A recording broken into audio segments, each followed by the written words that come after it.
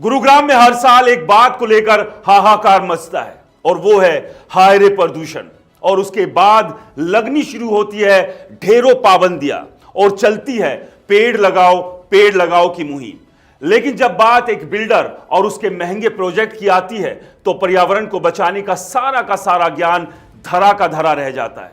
ऐसा हो भी क्यों ना, क्योंकि बात आखिरकार बेचारे बिल्डर की तिजोरी की जो है। ये तिजोरी जरा भी खाली ना रह जाए, इसके लिए सारा का सारा तंत्र ना को हां में बदलने के लिए अपनी एड़ी चोटी का जोर लगाने पर आमादा हो जाता है।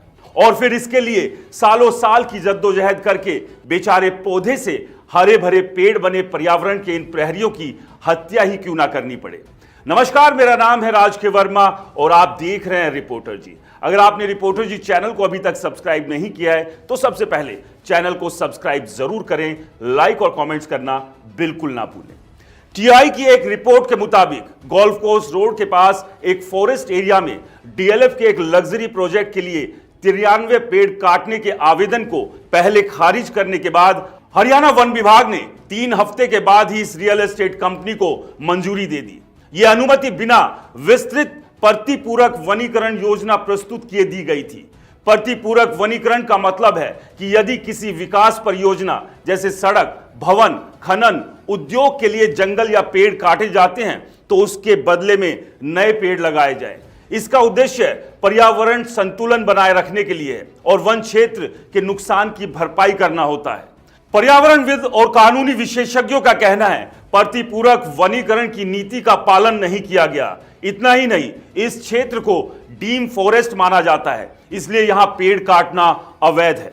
हालांकि हरियाणा सरकार ने इसे आधिकारिक रूप से वन घोषित नहीं किया है, लेकिन सुप्रीम कोर्ट के 1996 के टी.एन. गोडावर्मन बनाम भारत सरकार मामले में दिए गए फैसले के अनुसार किसी भी क्षेत्र को उसकी प्राकृतिक स्थिति के आधार पर संरक्षित किया जाना चाहिए, भले ही सरकारी रिकॉर्ड में इसे वन के रूप में दर्ज ना किया गया हो। चलिए आपको बताते हैं कि ना से हां में कैसे बदला वन विभाग का फैसला। दस्तावेजों के अनुसार डीएलएफ कंपनी के अक्टूबर से दिसंबर 2024 के बीच वन विभाग को 6 अलग-अलग आवेदन देकर कुल 350 पेड़ काटने की अनुमति मांगी थी। 3 दिसंबर 2024 को विभाग ने 93 पेड़ काटने के आवेदन को यह कहकर खारिज कर दिया कि एक प्रोजेक्ट के लिए एक ही आवेदन किया जाए। लेकिन 24 दिसंबर को वही आवेदन मंजूर कर दिया गया, जिसमें 93 पेड़ काटने और एक पीपल के पेड़ को ट्रांसप्लांट करने की अनुमति दी गई। वन विभाग ने कहा कि डेवलपर को काटे जाने वाले पेड़ों की संख्या से 10 गुना अधिक पेड़ लगाने होंगे, लेकिन यह स्पष्ट नहीं किया कि यह वृक्षारोपण कहां और कब किया जाएगा। नियमों के अनुसार पेड़ काटने की अनुमति लेने से पहले ही प्रतिपूरक वनीकरण योजना प्रस्तुत करना अनिवार्य है।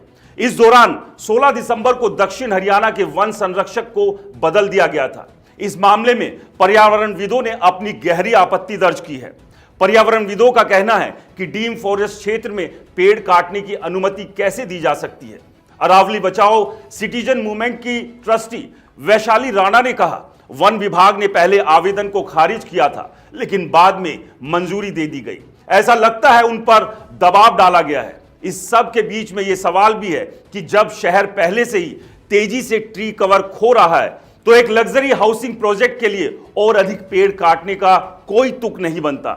इस सब के बीच इस मामले की तुलना 2019 में फरीदाबाद के सराय ख्वाजा क्षेत्र से की जाए, जहां एक टेलीकॉम कंपनी की जमीन को डीम फॉरेस्ट घोषित कर निर्माण पर रोक लगा दी गई। टीआई की रिपोर्ट के मुताबिक पूर्व वन संरक्षक आर.पी. बलवान ने बताया कि पंजाब भूमि संरक्षण अधिनियम की धारा 4 के तहत अधिसूचित क्षेत्रों में केवल घरेलू या कृषि उद्देश्यों के लिए ही पेड़ काटने की अनुमति दी जा सकती है।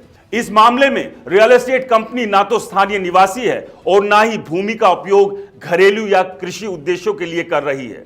वो लाभ कमाने के लिए घर बेचने की योजना बना रही है, इसलिए यह अनुमति अवैध है। और अब इस पूरे मामले को लेकर लगातार विवाद छिड़ा हुआ है और सबसे बड़ा सवाल यही है कि जो शहर पहले से ही प्रदूषण की मार झेल रहा है, जिस शहर को अभी भी ढेरों पेड़ों की जरूरत है, उस शहर से एक रियल एस्टेट कंपनी को फायदा पहुंचाने के लिए क्यों पेड़ों का बलिदान दिया जा रहा है।